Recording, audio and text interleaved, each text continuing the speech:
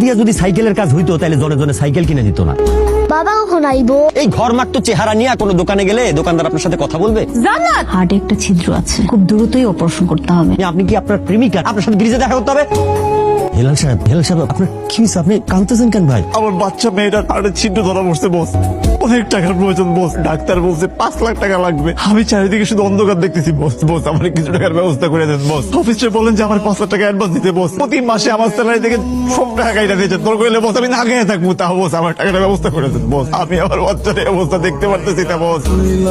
আমার বাচ্চাটা বস হাসপাতালে কষ্ট হইতেছে বস। আমার কি খারাপ লাগতেছে বস, আমি আপনারা বুঝতে পারবো না। আপনি আমার এই বুকেরটা করেন, আমি সারা জীবন বস আপনার কাছে কৃতজ্ঞ থাকবো বস। হেলাল সাহেব আমি বুঝতে পারতেছি আপনার উপর দিয়ে কি যাইতেছে, কিন্তু আমি আপনার কি সাপোর্ট করবো ভাই? কোম্পানির কথা বলেন, কোম্পানি একটা আজব জিনিস ভাই। আজকে 18-20 বছর চাকরি করি তো অনেক অভিজ্ঞতা হয়েছে। এই কোম্পানি আমগো মতো ক্ষুধার্থ লোকগুলারে সুন্দর করে কাছে টাইনা নেয়, তারপরে রক্ত খায়, মাংস খায়, চামড়া দিয়ে ডুগডুগি বাজায়, সামান্য কিছু আমাদের হাতে ধরায় দেয় যাতে করে বাইচে থাকি। মরে গেলে তো তারা আমাদেরকে ভাঙতে পারবে না, তাদেরকে দুঃখের কথা বলবেন, কোনো লাভ নাই।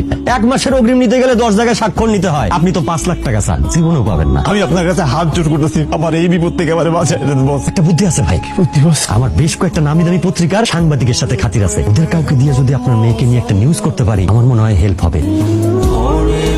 বশির ভাই আপনার ব্যাপারে এবং আপনার মেয়ের ব্যাপারে আমার সবকিছুই বলছে। দেখেন আমি আপনাকে হেল্প করতে পারবো, কোনো অসুবিধা নেই, কিন্তু ভাই সেই ক্ষেত্রে আপনি তো জানেন বর্তমানে পরিস্থিতি কি। এরকম অনেক ফেক নিউজ বা ইনফরমেশন আমাদের কাছে আসে, কিন্তু অনেক সময় দেখা যায় জিনিসটা ভুল প্রমাণিত হয়। সেই ক্ষেত্রে ভাই আমি আপনাকে হেল্প করতে পারবো, আমার কিছু ইনফরমেশন লাগবে। এই যে দেখেন ভাই, আমার মেয়ে। এবার বলেন। আমি হেলা ছোটখাটো একটা প্রাইভেট প্রতিষ্ঠানে চাকরি করি।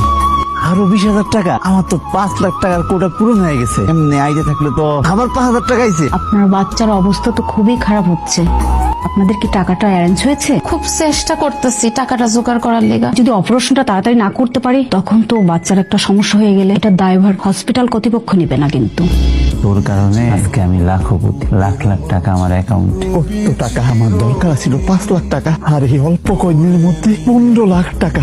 এরকম যদি আর 1 মাস চলতে থাকে আমার কাছে কম করে হলেও 50 লাখ টাকা আসবে। তুমি এই সময় বাসা এত টাকা তুমি কই পাইলা? আমগো মায়ের যে অসুস্থ, আমি একটা এনজিও এর কথা কইছি, এক সাংবাদিক ভাইয়ের কথা কইছি। সে আমার ফেসবুকে পোস্ট করেছে যে আমার মায়ের চিকিৎসার লেগে টাকা লাগবে। এর লেগে বিভিন্ন জায়গা থেকে টাকা আসছে। দেখো এই অল্প কয়েকদিনে কত টাকা আসছে? 15 লাখ টাকা আসছে বউ। দেখো কত টাকা, তুমি দেখো। আমার মায়ের অপারেশনটা তাইলে এখন করায় ফেলো। আরে বউ আমার কথাটা বুঝো, দেখো এনে 15 লাখ টাকা আছে। 15 লাখ টাকা কয়দিন আছে? অল্প কয়দিন আছে। এই অল্প কয়দিন যদি 15 লাখ টাকা আসে আর একটা মাস যদি এরকম অনুদান আসতে থাকে তাহলে কি হবে? তাহলে আমার কাছে কম করে হলে 50 লাখ টাকা আসবে। আরে কিসের 50 লাখ টাকা? 1 কোটি টাকা আসবে।